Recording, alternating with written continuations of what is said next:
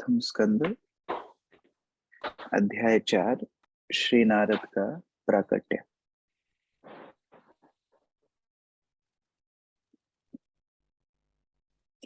व्यासोवाच इति ब्रुवाणं संस्तूय मुनीनां दीर्घसत्रिणां वृद्धः कुलपति सूतं बृहवच शौनको ब्रवीत्। भूमिका माता जी अनुवाद पढ़िए। हरे कृष्णा। सूत गोस्वामी को इस प्रकार बोलते देखकर दीर्घकालीन यज्ञोत्सव में लगे हुए समस्त ऋषियों में विद्वान तथा वयोवृद्ध अग्रणी शौनक मुनि ने सूत गोस्वामी को निम्न प्रकार संबोधित करते हुए बधाई दी। तो जब सूत गोस्वामी प्रशंसा करने लगे शौनक आदि ऋषियों के प्रश्नों की, और पिछले अध्याय में उन्होंने बताया कि किस प्रकार उन्होंने यह ज्ञान सुखदेव गोस्वामी से सुना, जिन्होंने मरणासन पे बैठे हुए परीक्षित को यह ज्ञान सुनाया, और किस प्रकार ये भागवत भगवान का ही अवतार है, ये हमने पिछले अध्याय में देखा था। तो जब सूत गोस्वामी ने इस प्रकार बोला तो ऋषियों की सभा में शौनक आदि ऋषि जो सूत गोस्वामी से सुन रहे थे, शौनक ऋषि उठ करके, शौनक मुनि उठ करके सूत गोस्वामी को निम्न प्रकार से बोलते हैं। पायल माता जी तात्पर्य पढ़िए। हरे कृष्ण प्रभु जी। विद्वान की सभा में जब भी वक्ता को बधाई दी जाती है या उनको संबोधित किया जाता है तो बधाई देने वाले में निम्नलिखित योग्यता होनी चाहिए। उसे सभा का अग्रणी सभापति तथा ज्येष्ठ व्यक्ति होना चाहिए। उसे विद्वान भी होना चाहिए। तो ऐसा नहीं कि किसी भी सभा में कोई भी उठ करके बोलना शुरू कर दे, यह वैष्णव समाज का सिद्धांत नहीं है। सदाचार के हिसाब से जो सभा का ज्येष्ठ होता है, यहाँ पर बताया गया है वृद्ध मतलब दीर्घ आयु, जो सबसे वयोवृद्ध जो है, ऐसा वृद्ध व्यक्ति और कुलपति जो सभा का लीडर है, ऐसे व्यक्ति को सभा के संबोधित करने का अधिकार है। ऐसा नहीं कि कोई भी आकर के उठ के बोलना शुरू कर दे, ऐसा नहीं। वहां पर यद्यपि सारे ऋषि मुनियों में सभी लोग जानकार व्यक्ति थे, सभी लोग शास्त्रों को जानते थे, लेकिन फिर भी वो अपेक्षा कर रहे थे कि नहीं, शौनक मुनि हमारे बिहाफ पर बोलेंगे, हमें प्रतिनिधित्व कर रहे हैं शौनक मुनि, तो वो हमारे लिए बोलेंगे। तो ये वैष्णव सदाचार की शिक्षा यहाँ पर हमको मिल रही है। राहुल प्रभु आगे पढ़िए। कृष्ण प्रभु धन्यवाद। आत्मा अनुभूति का यह अर्थ नहीं होता है कि गर्व के कारण पूर्ववर्ती आचार्य का उल्लंघन करके कोई अपनी विद्वत्ता का प्रदर्शन करे। उसे पूर्ववर्ती आचार्य पर पूरा विश्वास होना चाहिए और साथ ही साथ उसे विषय का ऐसा उत्तम ज्ञान होना चाहिए कि वह किसी विशिष्ट अवसर पर उस विषय को उपयुक्त ढंग से प्रस्तुत कर सके। विषय के मूल उद्देश्य का पालन होना चाहिए। खींचतान कर उसका कोई दुर्बोध अर्थ नहीं निकालना चाहिए, अपितु श्रोताओं को समझाने के लिए उसे रोचक ढंग से प्रस्तुत करना चाहिए। इसे आत्मसात करना कहा जाता है।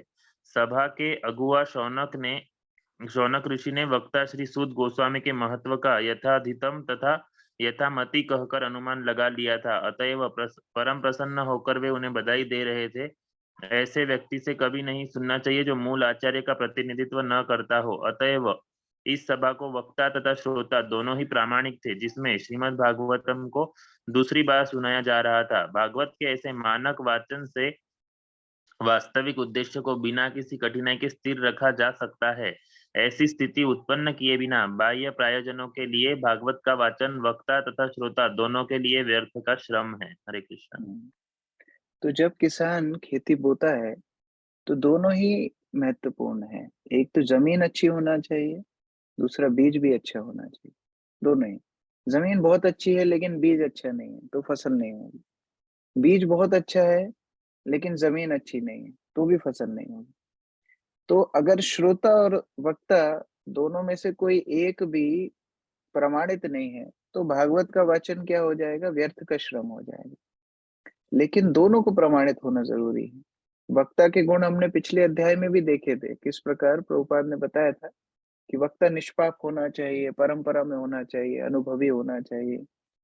और यहाँ पर भी बताया जा रहा है कि ऐसा नहीं कि पूर्ववर्ती आचार्यों को छोड़ करके वह व्यक्ति अपना ही कुछ तो भी बता रहा है, तो वह फिर परंपरा से बाहर हो गया, उससे सुनने से कोई फल नहीं मिलेगा। लेकिन दूसरा एक्सट्रीम क्या है, ऐसा भी नहीं होना चाहिए कि वह पूर्ववर्ती आचार्यों की केवल टिप्पणी पढ़ता जा रहा है, किसी को समझ में आए चाहे नहीं आए, ये भी नहीं होना चाहिए।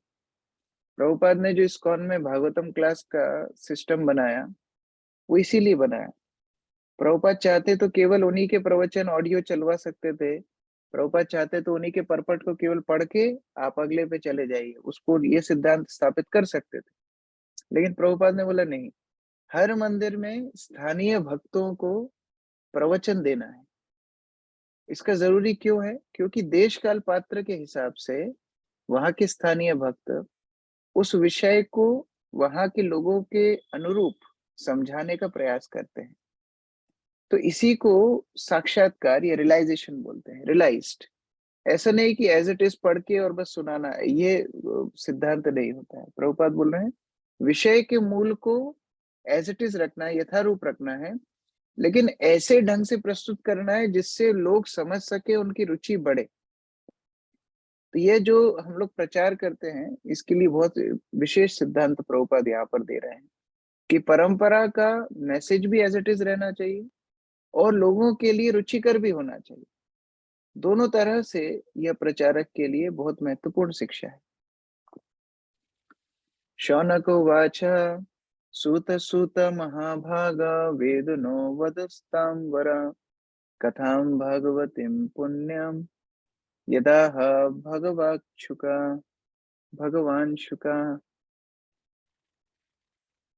अनीता माता जी। हरे कृष्ण धन्यवाद प्रभु जी, पढ़िए। दंडवत प्रणाम। शौनक ने कहा, हे सूत गोस्वामी, जो बोल सकते हैं तथा सुना सकते हैं, उन सबों में आप सर्वाधिक भाग्यशाली तथा सम्मानी हैं। कृपा करके श्रीमद् भागवत की पुण्य कथा कहें, जिसे महान तथा शक्ति संपन्न ऋषि सुखदेव गोस्वामी ने सुनाई थी। तो जितने भी बोलने सुनने वाले व्यक्ति हैं, उनमें आप श्रेष्ठ क्यों हैं?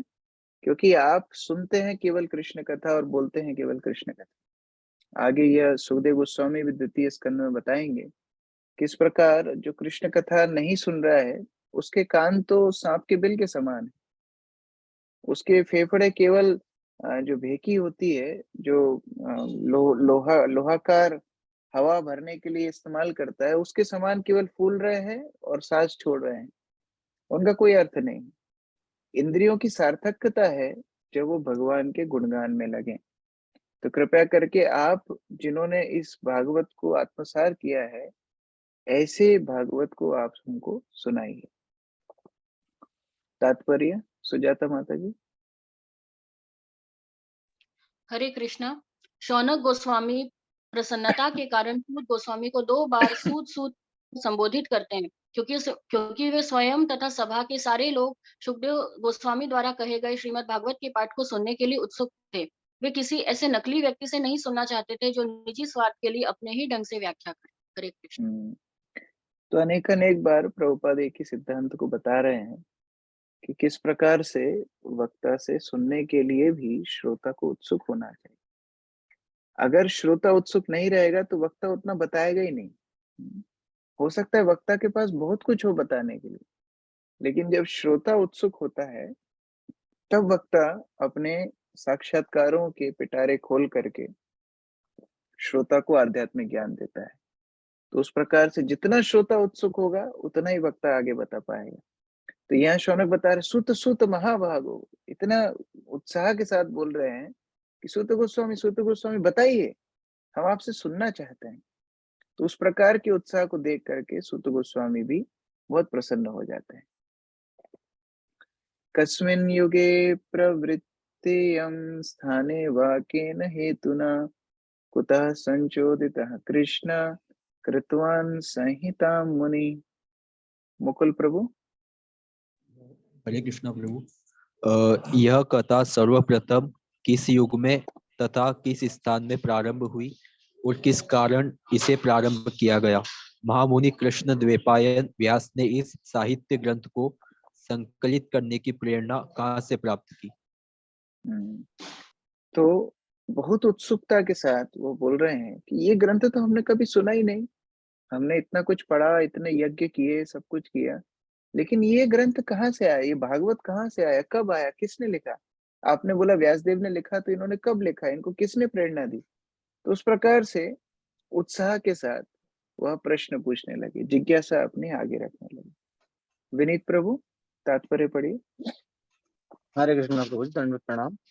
क्योंकि श्रीमद भागवतम श्रील व्यासदेव की विशिष्ट कृति है, अतएव विद्वान शौनक मुनि अनेक प्रकार के प्रश्न कर रहे हैं। उन्हें ज्ञात था कि श्रील व्यासदेव अल्पज्ञ स्त्रियों, शूद्रों तथा द्विज परिवारों के पतित जनों को वेदों की शिक्षाएं समझाने हेतु महाभारत तथा विभिन्न प्रकार से पहले ही व्याख्या कर चुके हैं। श्रीमद् भागवतम उन सब से दिव्य है क्योंकि इसमें कुछ भी संसारी नहीं है। अतएव पूछे गए प्रश्न अत्यंत बुद्धिमत्तापूर्ण एवं प्रासंगिक हैं। हरे कृष्ण। मान लीजिए अभी हम किसी इस्कॉन मंदिर की स्टॉल पर जाए और वहां पर देखें कि एक नई किताब लिखी है जिसके लेखक हैं his divine grace AC Bhaktivedanta Swami Prabhupada. कभी हमने देखी नहीं, कभी हमने सुना नहीं, तो कितने एक्साइटेड हो जाएंगे कि अरे ये कब लिखा हुआ, कि प्रभुपाद ने ये पुस्तक कब लिखी थी? ये तो हमने कभी देखी ही नहीं। हम तो जानते थे प्रभुपाद ने भागवतम लिखी, हमने तो जानते चेतन चेतन, ये कब लिखा? तो उसी तरह यह साधु लोग, सब लोग, मुनि लोग बहुत आश्चर्यचकित हो गए कि हम तो जानते थे कि वेद व्यास ने 4 वेदों की रचना की, उन्होंने इतने पुराण लिख दिए। उसके बाद उन्होंने, जो लोग ये वैदिक साहित्य ठीक प्रकार से नहीं पढ़ सकते थे, द्विज परिवार, द्विज बंधु, स्त्री, शूद्र, उनके लिए उन्होंने महाभारत लिख दी, क्योंकि वहां बड़े रोमांचकारी कहानियों के माध्यम से शिक्षा देने का प्रयास किया। ये भागवत कब आ गया? यह लगता है बहुत ही दिव्य ग्रंथ है जो संसारिक लोगों के लिए नहीं है। तो यह ग्रंथ के बारे में कृपया करके हमको बताइए। तो बड़े ही उत्साह के साथ शौनकादि ऋषि इसको सुनने के लिए तैयार हैं। तस्य पुत्रो महायोगी समदृण निर्विकल्पका एकांतमतेरो उन्निद्रो गूढ़ो मूढ़ इवेयते। उर्वशी माता जी।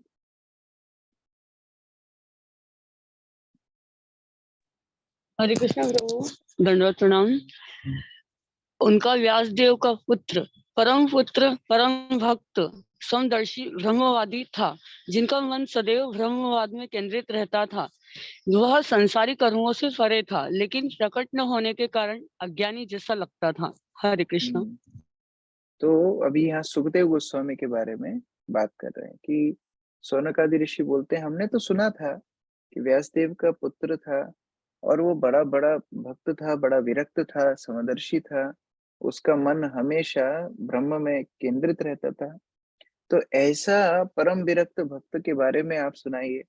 हमने सुना कि आपने उनसे सुना है, तो ऐसे मुक्त सुखदेव गोस्वामी के विषय में हमको बताइए। इस प्रकार जिज्ञासा को आगे बढ़ा रहे हैं। अजय प्रभु, तात्पर्य पढ़िए। हरे कृष्णा प्रभु जी। श्री सुखदेव गोस्वामी मुक्त जीव थे, अतएव वे सदैव जागरूक बने रहे कि वे मायावश में न फंस जाए। भगवत गीता में इस जागरूकता की रोचक व्याख्या की गई है। मुक्त जीव तथा बद्ध जीव के पृथक पृथक कार्य हैं। मुक्त जीव निरंतर आध्यात्मिक उपलब्धि के पथ पर अग्रसर होता रहता है। जीव के लिए एक स्वप्न जैसा है। बद्ध जीव मुक्त जीव के वास्तविक कार्यों की कल्पना तक नहीं कर सकता, जबकि बद्ध जीव इन आध्यात्मिक कार्यों का स्वप्न देखता है, किंतु मुक्त जीव जागृत रहता है। इस प्रकार बद्ध जीव के कार्य मुक्त जीव को स्वप्नवत प्रतीत होते हैं। भले ही ऊपरी तौर पर बद्ध जीव तथा मुक्त जीव एक ही धरातल पर लगे, लेकिन वास्तव में वे भिन्न भिन्न कार्यों में लगे होते हैं और उनका ध्यान सदैव या तो इंद्रिय भोग पर या फिर आत्म साक्षात्कार की ओर लगा रहता है। बद्ध जीव पदार्थ में मग्न रहता है, जबकि मुक्त जीव पदार्थ से पूर्ण रूप तो भगवत से गीता में निरपेक्ष बताया है, रहता है। इसकी निरपेक्षता की व्याख्या आगे की गई है। भगवत गीता में भगवान बताते हैं कि कैसे जो आध्यात्मिक मार्ग पे स्थित व्यक्ति है ऐसे व्यक्ति की दिन बद्ध जीवात्माओं की रात होती है, और बद्ध जीवात्माओं का दिन ऐसे आध्यात्मिक मार्ग पे चलने वाले योगी के लिए रात के समान होती है। तो इसका मतलब क्या है? जिन वस्तुओं में बद्ध जीव बड़ा ही उत्साही होता है, ऐसी वस्तुओं में आध्यात्मिक व्यक्ति, आध्यात्मिक योगी एकदम उदासीन होता है। जैसे कचरे के ढेर पर जब कौवे इकट्ठे होते हैं और कोई मानव वहां से निकल रहा होगा तो वह अपने नाक को ढक लेगा, आंखों को ढक लेगा, उसको ना वो कचरा देखना पसंद, ना सूंघना पसंद, और वो तुरंत वहां से निकल जाएगा। लेकिन कौवों के लिए क्या होगा? वो एक फीस्ट है, उनके लिए वो एक मतलब वायस तीर्थ, वो तीर्थ स्थान है, उनको वहां पर अपने सब मन चाही चीजें मिल जाती हैं। तो उस प्रकार से यहाँ पर बता रहे हैं कि सुखदेव गोस्वामी जो महामुनि विरक्त थे, वह सांसारिक कचरे के ऊपर बिल्कुल भी नहीं आ सकते थे, वह इन सब से विरक्त थे। ऐसे महामुनि सुखदेव गोस्वामी से आपने श्रवण किया, उनके विषय में भी हमको बहुत रुचि है, क्योंकि हमने सुना है कि वह तो जन्म के साथ ही जंगल में चले गए थे। अगले श्लोक में बताया जा रहा है, दृष्ट्वानुयन्तं ऋषिम् आत्मजमपि अनघं देव्यो ह्रिया प्रतिदधुर्ना सुतस्य चित्रम् तद्वीक्ष्य पृच्छति मनौ जगदुस्तु अस्ति स्त्री पुं विदानतु सुतस्य विविक्त दृष्टे। दक्ष प्रभु अनुवाद पढ़िए। जब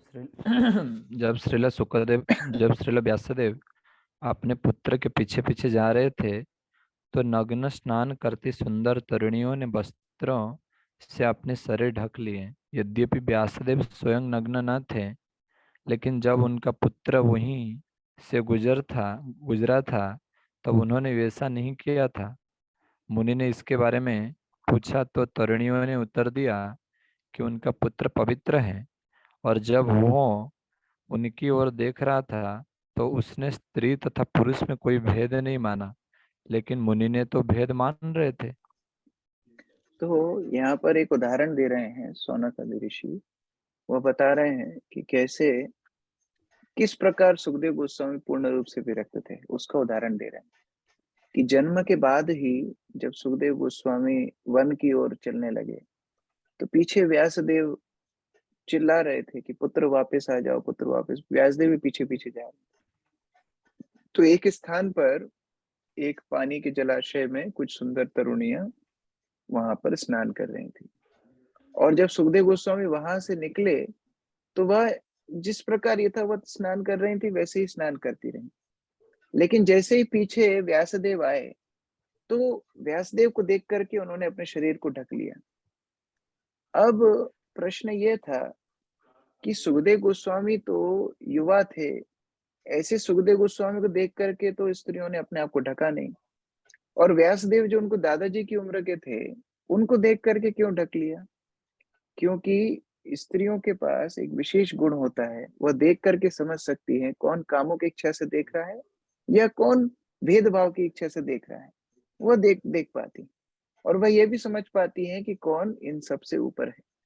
ये स्त्रियों को भगवान ने विशेष आशीर्वाद दिया है। तो उस प्रकार से तरुणियां देख पा रही थी कि जो सुखदेव गोस्वामी थे वह तो विरक्त थे, उनके लिए लकड़ी चाहे स्त्री चाहे जानवर सब एक प्रकार से एक समान थे, तो उनको अंदर कोई भेद भावना नहीं थी। लेकिन व्यासदेव के अंदर वो भेद भावना थी, तो उनको देख करके उन्होंने अपने शरीर को ढक लिया। तो उस प्रकार एक उदाहरण दिया जा रहा है कि किस प्रकार से सुखदेव गोस्वामी पूर्ण रूप से विरक्त थे। तो फिर हम बोल सकते हैं कि अरे व्यासदेव क्यों ऐसे नहीं थे? प्रभुपाद ने तात्पर्य में ठीक प्रकार से समझाया है। जयती राधा माता जी। हरे कृष्णा प्रभु जी, दंडवत प्रणाम। भगवत गीता 5.18 में कहा गया है कि विद्वान साधु अपनी आध्यात्मिक दृष्टि के कारण किसी विद्वान भद्र ब्राह्मण, चंडाल, कुत्ता या गाय पर समान दृष्टि रखने वाला होता है। श्रील सुखदेव गोस्वामी ने वह अवस्था प्राप्त कर ली थी, अतएव उन्होंने स्त्री या पुरुष में भेद नहीं देखा। उन्होंने तो समस्त जीवों को एक भिन्न वेश में देखा। स्नान करती स्त्रियां पुरुष के मन को उनकी चेष्टाओं से जान गई। जिस प्रकार शिशु को देखकर कोई भी यह जान लेता है कि वह कितना निर्दोष है। सुखदेव गोस्वामी 16 वर्ष के तरुण थे, अतएव उनके शरीर के सभी अंगों का विकास, वे नग्न भी थे और उनकी की तरह स्त्रियां भी थी, लेकिन चूंकि सुखदेव गोस्वामी काम व्यापार से परे थे, अतएव वे निर्दोष प्रतीत हो रहे थे। स्त्रियां अपने विशिष्ट गुणों से इसे तुरंत जान गई, अतएव उन्होंने सुखदेव जी के आने की खास परवाह नहीं की। लेकिन जब उनके पिता उधर से गुजरे तो स्त्रियों ने तुरंत वस्त्र ओढ़ लिए। ये स्त्रियां उनकी पुत्रियां या पौत्रियां जैसी ही थी। फिर भी व्यासदेव के आने पर उनमें सामाजिक रिवाज के अनुसार प्रतिक्रिया हुई, क्योंकि व्यासदेव गृहस्थ की भूमिका निभा रहे थे। गृहस्थ को स्त्री तथा पुरुष में भेद बरतना होता है, अन्यथा वह गृहस्थ नहीं हो सकता। अतएव मनुष्य को चाहिए कि स्त्री तथा पुरुष के प्रति आसक्ति से रहित होकर शरीर और आत्मा का अंतर जाने। जब तक उसके मन में ऐसा अंतर रहे, तब तक उसे सुखदेव गोस्वामी जैसे सन्यासी बनने का प्रयत्न नहीं करना चाहिए। कम से कम सैद्धांतिक रूप से मनुष्य को समझ लेना चाहिए कि जीव न तो नर है न नारी। बाहरी बाने को प्रकृति ने पदार्थ से इसलिए तैयार किया है कि उसमें विपरीत लिंग के लिए आकर्षण उत्पन्न हो, इससे वह इस भौतिक जगत में फंसा रहे। मुक्त जीव इस विकृत भेद से ऊपर होता है, वह दो जीवों में अंतर नहीं मानता, उसके लिए सभी एक ही आत्मा है। इस आध्यात्मिक दृष्टि की पूर्णता मुक्त अवस्था में है और श्रील सुखदेव गोस्वामी ने वह अवस्था प्राप्त कर ली थी। श्रील व्यासदेव भी दिव्य अवस्था में थे, किंतु भ्रष्ट होने के कारण प्रथावश वे अपने को मुक्त जीव नहीं मानते। तो यहाँ पर बताया जा रहा है जिस प्रकार से सुखदेव गोस्वामी का स्वभाव था, वो एक निष्पाप बच्चे के समान थे, निष्पाप शिशु के समान थे। और शिशु के अंदर क्योंकि किसी प्रकार की डुप्लिसिटी, यानी कि क्या बोलेंगे डुप्लिसिटी को हिंदी में, किसी प्रकार का बनावटीपन, दोहरापन, उनके अंदर किसी प्रकार की जटिलता अंदर उनके मन में नहीं थी। और ये सरलता के कारण वह सभी लोगों को, सभी जीवात्माओं को भगवान का ही एक अंश मानते थे। जैसा गीता में बताया है, जो पंडितः समदर्शिनः, जो पंडित हैं, जो ज्ञानी व्यक्ति हैं, वो सभी जीवात्माओं को एक प्रकार से दर्शन करते हैं, सभी देहधारियों को एक प्रकार से दर्शन करते हैं। तो इस प्रकार से एक सिद्ध पुरुष की पहचान है। लेकिन क्योंकि व्यासदेव एक गृहस्थ की भूमिका निभा रहे हैं, तो गृहस्थ जीवन में पुरुष स्त्री इनका भेद गृहस्थ को करना होता है। इसीलिए व्यासदेव के संदर्भ में इस प्रकार बताया है कि वह जब वहां से निकले तो तरुणियों ने अपने शरीर को ढक लिया। लेकिन गृहस्थों से भी अपेक्षा क्या की जाती है, प्रभुपाद यहाँ बता रहे हैं कि हम शारीरिक चेतना से ऊपर उठें और शारीरिक चेतना से ऊपर उठ करके हम भगवान के अंश के रूप से हर जीव का दर्शन करने का प्रयास करें। तो उस प्रकार से यहाँ सुखदेव गोस्वामी के गुणगान करते हुए शौनक ऋषि आगे बात बता रहे हैं। कथम अलक्षितः पौरै संप्राप्त कुरु जंगलान उन्मत्त मूक जड़वत विचरम गजस्सावये। अर्चना माता जी। कुरु तथा जांगल प्रदेशों में पागल, गूंगे तथा मूढ़ की भांति घूमने के बाद जब वे व्यास पुत्र श्री सुखदेव हस्तिनापुर, अब दिल्ली है जिसका नाम, नगर में प्रविष्ट हुए, तो वहां के नागरिकों ने उन्हें कैसे पहचाना?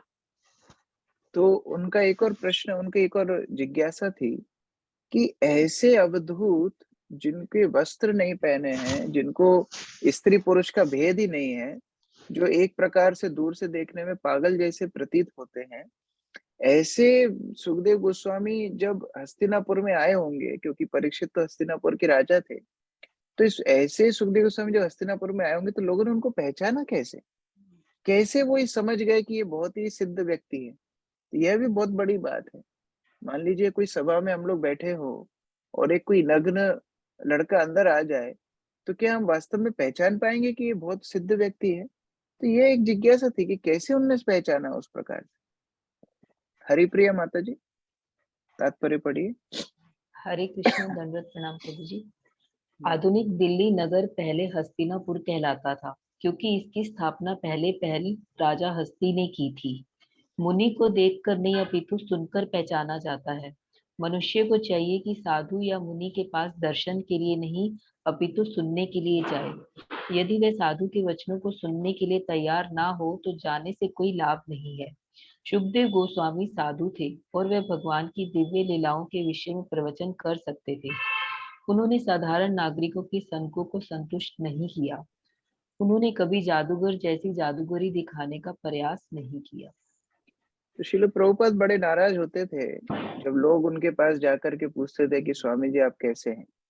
प्रभुपाद बोलते थे मैं तो ठीक हूँ, आप बताओ आप लोग कैसे हैं, भौतिक संसार में जो पड़े हुए हैं। तो साधु के पास जाकर के उनका हालचाल पूछना, यह सब उनका समय व्यर्थ करना है। वास्तविक संगति साधु की कब मिलती है? जब वो प्रवचन देते हैं। पुराने जमाने में भी जब बड़े बड़े आचार्य हुए, रामानुजाचार्य हुए, माधवाचार्य हुए, तो उनका समय शिष्य लोग ऐसे व्यर्थ नहीं करते थे कि पास में जाकर के उनका हालचाल पूछें या फिर उनके पर्सनली उनसे मिलना चाहे, ऐसी कोई की भावना नहीं। पर जब वो प्रवचन देते थे तो हजारों लोग, पूरा गांव इकट्ठा हो जाता था, क्योंकि वह वास्तविक संगति है साधु की। बाकी सब चीजें ठीक है, उससे उतना संगति का लाभ नहीं मिलेगा जितना जब साधु कृष्ण कथा बोलेंगे तब संगति का लाभ मिलेगा। तो उस प्रकार से यहाँ पर प्रभुपाद बहुत विशेष बात बता रहे हैं कि जो प्रमाणित साधु है वह जादू दिखाना नहीं जानता है। वो उसको कोई सस्ते अनुयायी नहीं चाहिए कि वह किसी प्रकार का ढोंग आडंबर करके बहुत सारे लोगों को आकर्षित करे। यह उसका उसका प्रयोजन नहीं है। साधु का मुख्य प्रयोजन है जीवात्माओं के हृदय में कृष्ण कथा का संचार करना, और इसीलिए साधुओं का वास्तविक संग है उनसे सुनना। जितना भी सुनने का मौका मिले वह वास्तविक साधु संग है। तो उस प्रकार से प्रभुपाद उस श्लोक के ऊपर व्याख्या कर रहे हैं। कथम वा पांडयेयस्य राजऋषिर्मुनिना सह संवाद संभूततात यत्रैषा सत्वती श्रुति। सोनी प्रभु। हरे कृष्ण प्रभु जी। यस माता जी। अनुवाद। राजा परीक्षित की इन महामुनि से कैसे भेंट हुई, जिसके फलस्वरूप वेदों के इस महान दिव्यसार भागवत का वचन संभव हो सका। तो जो श्रीमद् भागवत है, जो निगम कल्प तरुर गलितम फलम, सारे निगम शास्त्रों का सार है, ऐसा भागवत कैसे सुखदेव गोस्वामी ने परीक्षित महाराज को मिला, उन दोनों की भेंट कैसे हुई, उस विषय में भी हमको बताइए। सागो दोहन मात्रम ही गृहेषु गृहमेदिनाम अवेक्षते महाभागास तीर्थी कुर्वंस तदाश्रमम। देवहूति प्रिय माता जी, अगला अनुवाद पढ़िए। हरे कृष्ण प्रभु जी, प्रणाम। वे सुखदेव गोस्वामी किसी गृहस्थ के द्वार पर उतनी ही देर रुकते जितने समय में गाय दुही जा सकती है। वे उस घर को पवित्र करने के लिए ही ऐसा करते थे। हरे कृष्ण। तो सुखदेव गोस्वामी जैसे विरक्त मुनि तो किसी के घर में ज्यादा देर तक रहते ही नहीं है। वह तो केवल एक उपदेश करने के लिए, उद्धार करने के लिए ही किसी के घर में जाते हैं। और जितना समय एक गाय को धोने में लगता है, यानी कि आधा घंटे के समान, केवल इतने ही समय किसी के घर में रुकते हैं, ज्यादा से ज्यादा भिक्षा लेते हैं, आध्यात्मिक उपदेश करते हैं और आगे चले जाते हैं। तो ऐसे विरक्त सुखदेव गोस्वामी पूरा इतना समय रहे, 7 दिन तक रहे, ऐसा कैसे संभव हुआ? तो वह भी थोड़ा हमको बताइए कि कैसे सुखदेव गोस्वामी इतना समय तक उनके घर में रहे। यह भी एक जिज्ञासा हुई। विनोद प्रभु, ये तात्पर्य पढ़िए आगे।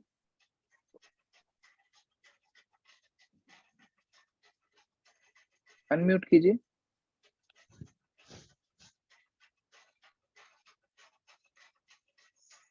विनोद प्रभु आप अनम्यूट कीजिए। सुखदेव गोस्वामी ऐसे आदर्श उपदेशक हैं जो दिव्य पद पर स्थित हैं।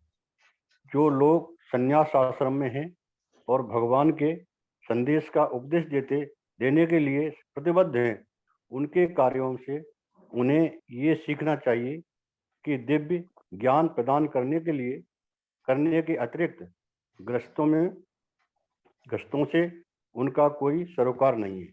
ग्रस्त से भिक्षा मांगने के उद्देश्य उसके घर को पवित्र करना होना चाहिए।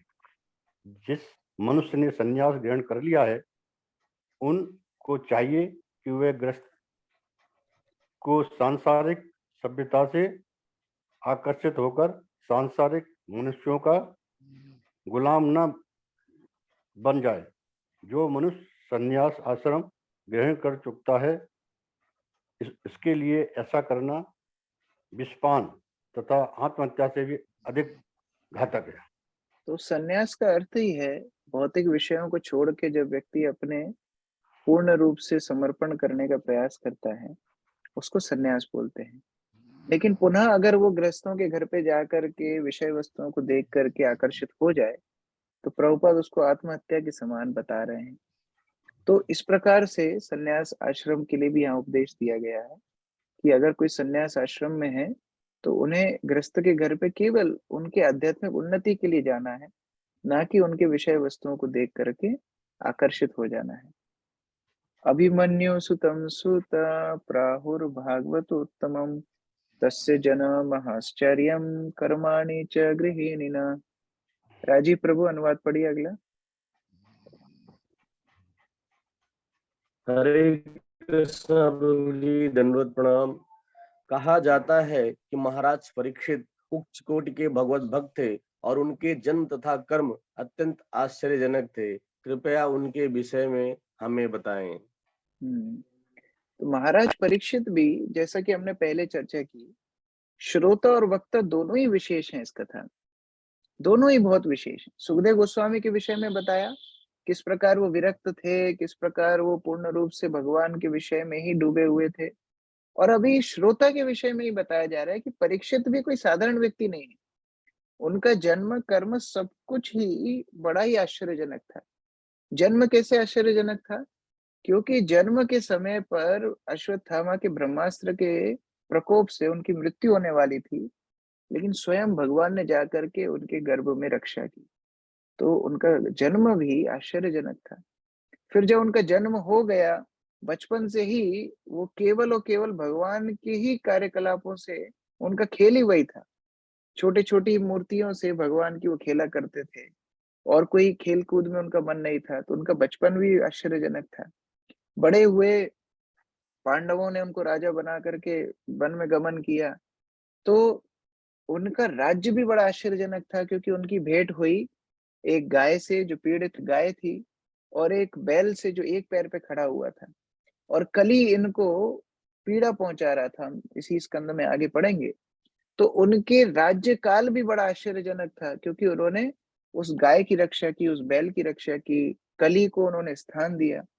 और फिर बाद में उनकी मृत्यु भी आश्चर्यजनक थी, क्योंकि उन्हें इस प्रकार का श्राप मिला कि 7 दिन में उनकी मृत्यु हो जाएगी, और उन्होंने गंगा के तट पर सब कुछ छोड़ करके बैठ करके भगवान की दिव्य लीलाओं को श्रवण किया।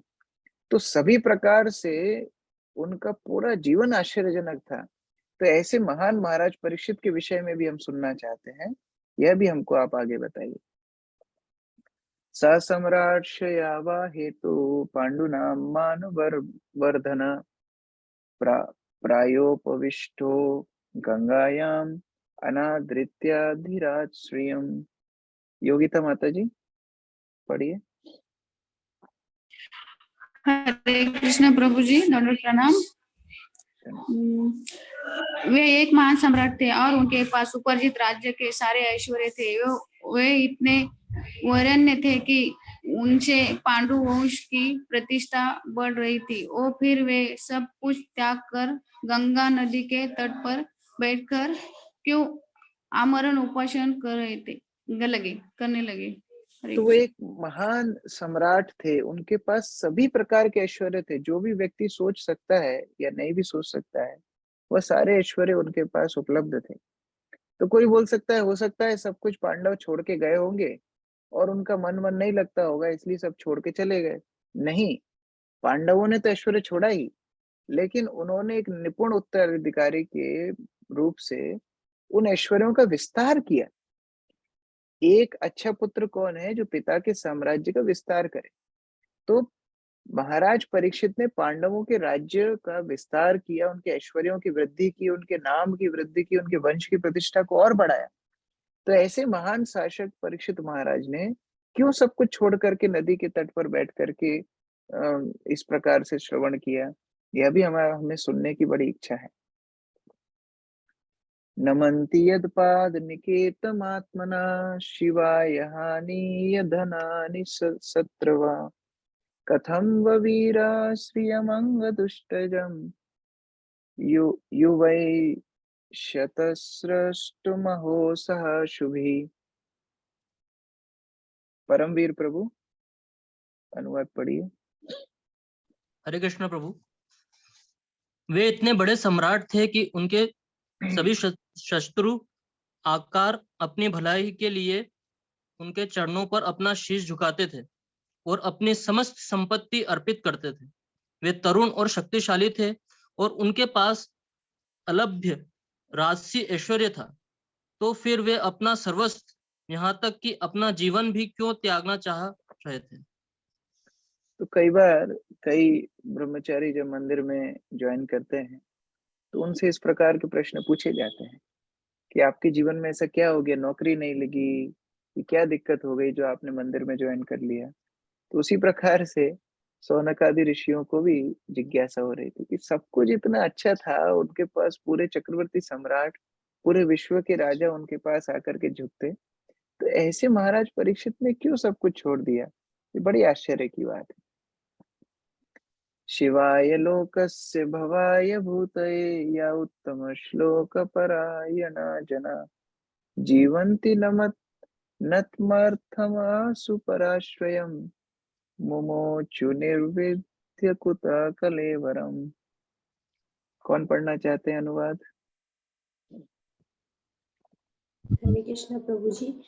जो मनुष्य भागवत कार्य में अनुरुक्त रहते हैं वे दूसरों के कल्याण, उन्नति तथा सुख के लिए ही जीवित रहते, वे किसी सर्वस्ववश जीवित नहीं रहते। अतः राजा परीक्षित ने समस्त सांसारिक वैभव की आसक्ति से मुक्त होते हुए भी वे अपने उस मर्त्य शरीर को क्यों त्यागा जो दूसरों के लिए आश्रय था। तो एक जो आध्यात्मिक मार्ग में उन्नत व्यक्ति है, जो भगवान का भक्त है, वह तो वैसे भी स्वयं के लिए नहीं जीता है। माना कि महाराज परीक्षित सभी ऐश्वर्य में थे, लेकिन वह तो भगवान के भक्त थे, तो वो वैसे भी स्वयं के लिए तो जी नहीं रहे थे। वह तो एक आदर्श राजा थे, आदर्श गृहस्थ थे, और उनका पूरा जीवन ही दूसरों की उन्नति के लिए, दूसरों की सेवा के लिए था। पूरी प्रजा उनके ऊपर आश्रित थी, वह आश्रय थे पूरी प्रजा के। तो ऐसे महाराज परीक्षित ने सब कुछ क्यों छोड़ दिया? उनकी वजह से तो व्यक्ति अपना जीवन ठीक प्रकार से जी रहे थे, वह स्वार्थी नहीं थे। हर व्यक्ति भौतिक संसार में स्वार्थी होता है, वह आत्म केंद्रित होगा या फिर थोड़ा बहुत विस्तार अपने परिवार के लिए या अपने गांव के लिए या अपने देश के लिए, ऐसा उन्हीं के स्वार्थ के लिए कार्य करता है। लेकिन महाराज परीक्षित तो किसी भी प्रकार से स्वार्थ के परायण नहीं थे, वह तो पूर्ण रूप से प्रजा की सेवा के लिए कार्य करते, निस्वार्थ रूप से कार्य कर रहे। जिस प्रकार राजा को भगवान का प्रतिनिधि बोला गया है, महाराज परीक्षित भगवान को पूर्ण रूप से आश्रय लेकर के भगवान के ही सिद्धांतों को राजा के रूप से प्रजा तक पहुंचा रहे थे, और इस प्रकार से वह राज ऋषि थे। तो ऐसे राजा को सब कुछ छोड़ करके जाता देख करके हम इस बात को समझ नहीं पा रहे हैं कि ऐसे आश्रय तुल्य राजा सब कुछ छोड़ करके क्यों चले गए। यह भी जिज्ञासा शौनक आदि ऋषियों ने की। तत्सर्वं न समाचक्ष्वा पृष्टो यद इह किंचन मन्ये त्वं विषये वाचां स्नातम अन्यत्र छान्दसात्। अजय प्रभु। हरे कृष्ण प्रभु जी। प्रभु जी तात्पर्य या अर्थ पढ़ा? अनुवाद हम जानते हैं कि आप वेदों के कतिपय अंश को छोड़कर अन्य समस्त विषयों के अर्थ में पटु हैं अतएव आप उन सारे प्रश्नों की स्पष्ट व्याख्या कर सकते हैं जिन्हें हमने आपसे अभी पूछा है। हरे कृष्ण। तो यहाँ पर सौनक ऋषि बता रहे हैं कि हम जानते हैं कि हो सकता है आपको सारे वेदों का ना ज्ञान हो, लेकिन जो समस्त विषयों का सार रूप है वह आप जानते हैं, और हमने जो प्रश्न पूछे हैं उन प्रश्नों में आप निपुण हैं, तो आप हमको इन जिज्ञासाओं का निवारण करने में मदद कीजिए।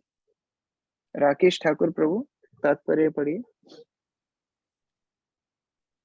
हरे कृष्णा प्रभु जी, दंडवत प्रणाम।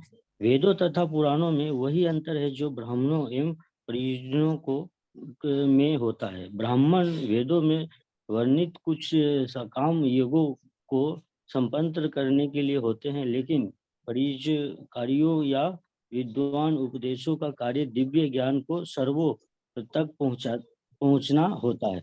एवं परिजवान कार्य सदा वेद मंत्रों के उच्चारण के पटु नहीं होते, जिसका अभ्यास ब्राह्मणों द्वारा अल्लय युक्त उच्चारण में निहित रूप से किया जाता है, क्योंकि ब्राह्मण वैदिक अनुष्ठानों के संपन्न कराने के लिए होते हैं। लेकिन इससे यह नहीं समझना चाहिए कि ब्रह्मशील उपदेशकों परिजवाजों की अपेक्षा ब्राह्मण अधिक महत्वपूर्ण है। वे एक साथ एक तथा भिन्न है, क्योंकि विविध मार्गों के होते हुए भी उनका लक्ष्य एक है। वैदिक मंत्रों में यहाँ पर दो प्रकार के आध्यात्मवादियों का वर्णन हो रहा है। एक है ब्राह्मण और एक है परिव्राजक। दोनों का एक ही लक्ष्य है, भगवान तक पहुंचना, दूसरों को भगवान तक पहुंचाने में मदद करना। ब्राह्मण वेदों को महत्वपूर्ण मानते हैं। वेद थोड़े से कठिन है समझने में, उच्चारण करने में, अपने जीवन में अपनाने में। वो सूत्रों के माध्यम से शिक्षा देते हैं। लेकिन पुराण, इतिहास और कहानियों के माध्यम से, ये कहानियां भी मनगढ़ंत कहानियां नहीं है, ऐतिहासिक कथाएं हैं जिनके माध्यम से पुराण शिक्षा देते हैं। तो जन सामान्य के लिए पुराण समझना आसान होता है, क्योंकि केवल थ्योरी समझना थोड़ा मुश्किल होता है जो वेदों में है। लेकिन पुराणों में क्योंकि सिद्धांतों को कथाओं के माध्यम से समझाया जाता है, इसलिए पुराण समझना आसान होता है।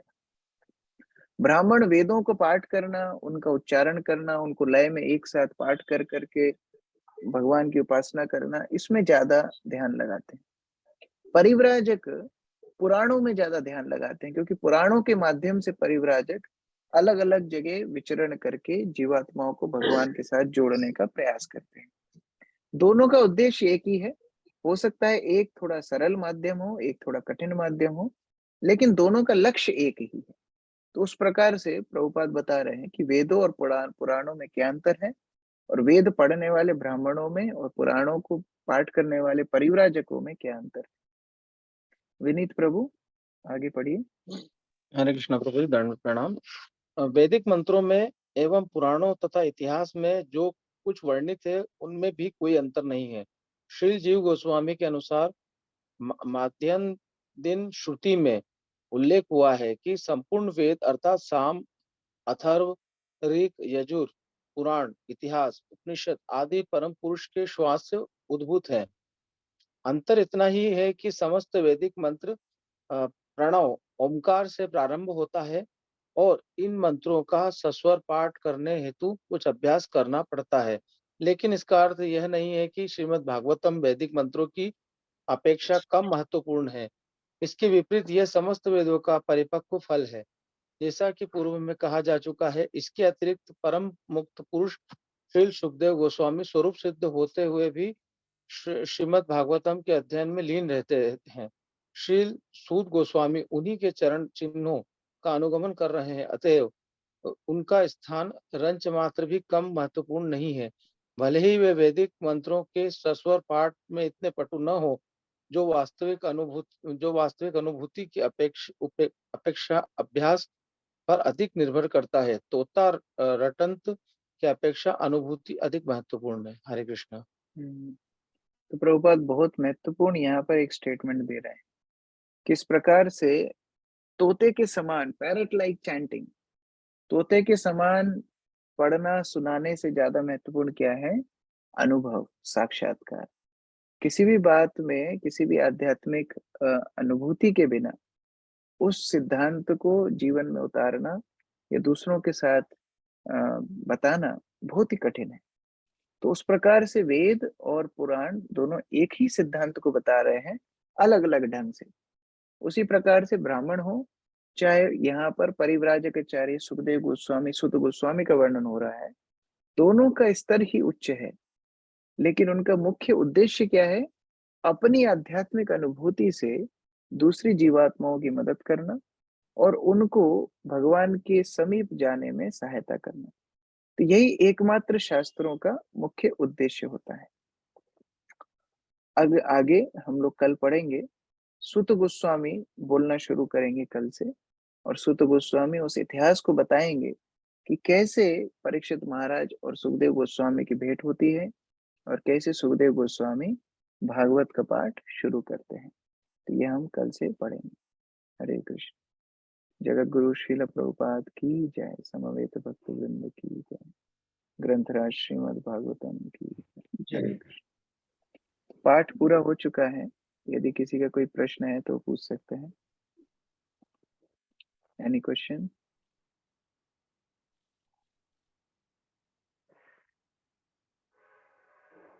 अभय प्रभु। हरे कृष्णा प्रभु जी, धन्यवाद। प्रभु जी आप उस दिन बोले थे पर्सनली बताएंगे, बताए नहीं थे प्रभु जी। एक्चुअली हमने वो चर्चा किया था। आपका प्रश्न क्या था, फिर से बताइए। मैं बोला था कि लास्ट में कि राम नाम लोग बोलते हैं कृष्ण सत्य है, मतलब पूर्ण है, तो राम नाम क्यों सत्य बोलते हैं, ऐसा पूछा था। हाँ, हमने उसका उत्तर दिया था कि किस प्रकार अलग अलग भारत के प्रांतों में भगवान के अलग अलग नाम लेते हैं। मध्य भारत में राम नाम सत्य ज्यादा प्रसिद्ध है। अगर आप बंगाल तरफ जाएंगे तो वो लोग हरि बोल बोलते हैं। अगर आप वृंदावन क्षेत्र में जाएंगे तो वो लोग हरे कृष्ण महामंत्र बोलते हैं। तो अलग अलग नामों का उल्लेख, भगवान के नामों का उल्लेख किया गया है। अलग अलग प्रांतों में भगवान के अलग अलग नाम लिए जाते हैं, उससे कोई अंतर नहीं है।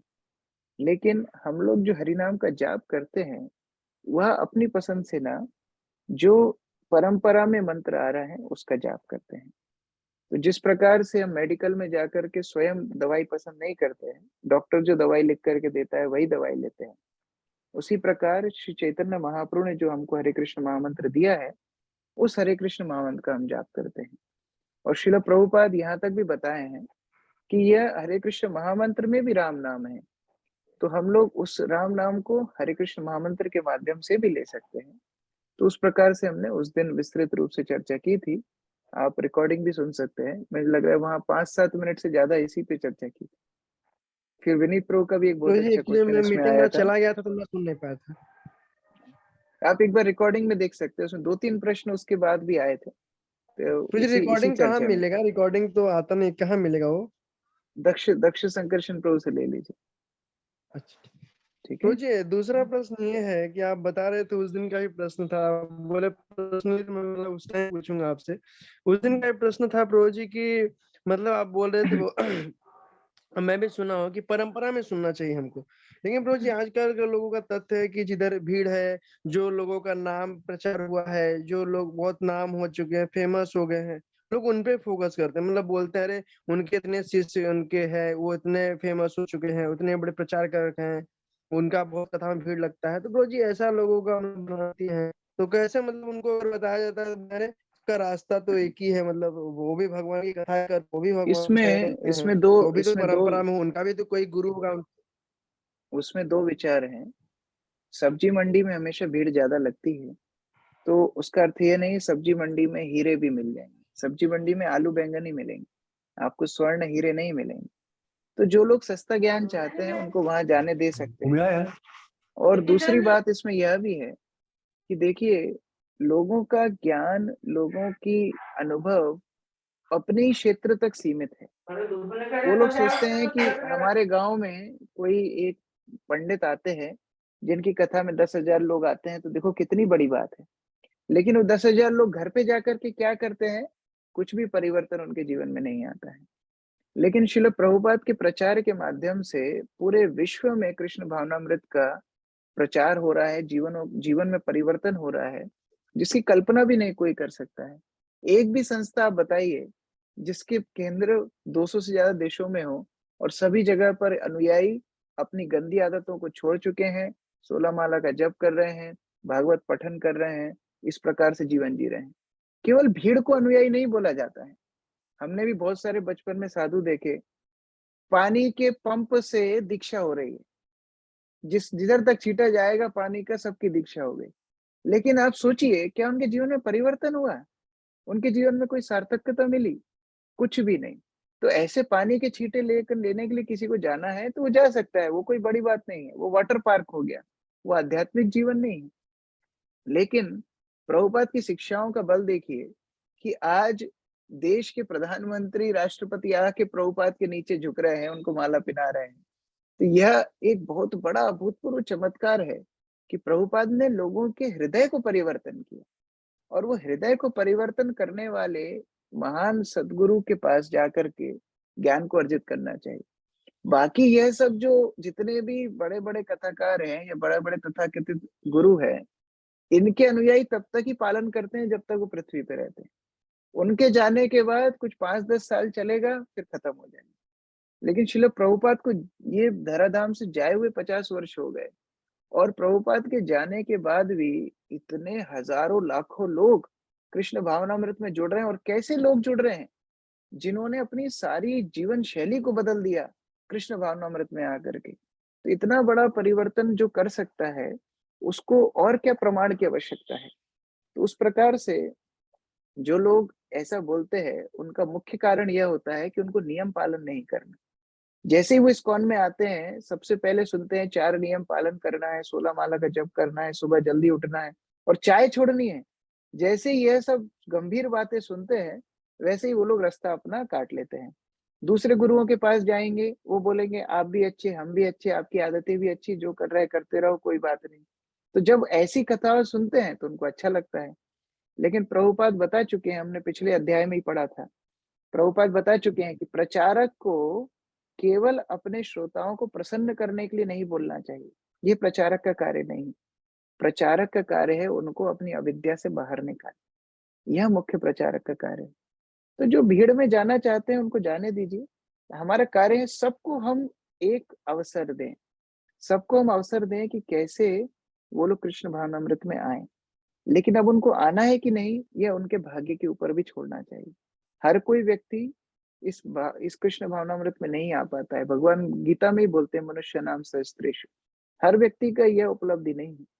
तो हम प्रयास सबके लिए करते हैं, लेकिन अपना अपना भाग्य, जिसको जैसी भगवान अंदर से प्रेरणा देंगे, उस प्रकार से ही वो आध्यात्मिक मार्ग में आ पाए। ठीक है, थैंक यू प्रभु जी, बहुत अच्छे तरीके से बताया। हरे कृष्णा अजय प्रभु। अजय प्रभु। हरे कृष्णा प्रभु जी। प्रभु जी, जैसे शौनक मुनि और सुद गोस्वामी के जीवन के ऊपर थोड़ा सा बता दीजिए। शौनक मुनि के विषय में, वो एक बहुत ही महान मुनि है जो शौनक आदि ऋषियों की जो सभा थी, 60,000 ऋषियों की सभा के नेता थे। उनके विषय में ज्यादा वर्णन नहीं है। लेकिन सूत गोस्वामी रोमहर्षण के पुत्र हैं। रोमहर्षण जिन्होंने पुराणों का व्याख्या की है। आप बहुत सारे पुराण जब पढ़ेंगे, कूर्म पुराण इत्यादि, वो रोमहर्षण ने बोले हैं। लेकिन भागवत श्रवण करने के पूर्व जब वो ऋषि मुनियों को प्रवचन दे रहे थे, उस समय बलराम वहां पर आते हैं। क्योंकि कुरुक्षेत्र के युद्ध के समय बलराम ने भाग नहीं लिया था। बलराम अलग अलग तीर्थ यात्रा कर रहे थे। तो बलराम तीर्थ यात्रा करते करते नैमिषारण्य पहुंचे, और नैमिषारण्य में उन्होंने देखा कि रोमहर्षण बैठ करके प्रवचन दे रहे हैं। तो बलराम के सम्मान में सभी ऋषि मुनि खड़े हो गए, लेकिन रोमहर्षण खड़े नहीं हुए, और वो अपने ही पदवी पर बैठे रहे और बैठ करके प्रवचन देते रहे। तो बलराम ने देखा कि जब शास्त्रों का ज्ञान देने वाला ही शास्त्रों के विचारों पे पालन नहीं कर रहा है, शास्त्रों के सदाचार को नहीं अपनाया है, तो इस प्रकार से तो अपसंप्रदाय पैदा हो जाएंगी, इस प्रकार से तो अधर्म का स्थापना हो जाएगी। बलराम ने सिद्धांत स्थापित करने के लिए रोमहर्षण को एक तीर्ण के टुकड़े से वध कर दिया। और रोमहर्षण का जब वध हो गया तो ऋषि मुनि सब ने बलराम को बोला कि आपने रोमहर्षण को दंड दे करके सिद्धांत तो स्थापित कर दिया, लेकिन हमारा तो भागवतम स्पीकर ही चला गया, अभी हम किससे सुनेंगे? हमको तो आगे शास्त्र सुनना था, अभी आप बताइए क्या करें? तो बलराम ने बोला, देखिए जिसको दंड मिलना था उसको तो दंड मिल ही गया, लेकिन पुत्र पिता का प्रतिनिधि होता है। तो पुत्र को अगर हम उसी स्थान पे बिठाएं तो पुत्र वही ज्ञान को आपको दे सकता है। तो रोमहर्षण के पुत्र थे सूत गोस्वामी। तो सूत गोस्वामी को उस स्थान पर बिठाया गया और सूत गोस्वामी ने जो सुखदेव गोस्वामी से श्रवण किया था पूर्व में, वह सुखदेव गोस्वामी का ज्ञान आगे बढ़ाया। तो इससे एक और शिक्षा मिलती है कि सूत गोस्वामी ने एक बार भी रोमहर्षण का गुणगान नहीं किया।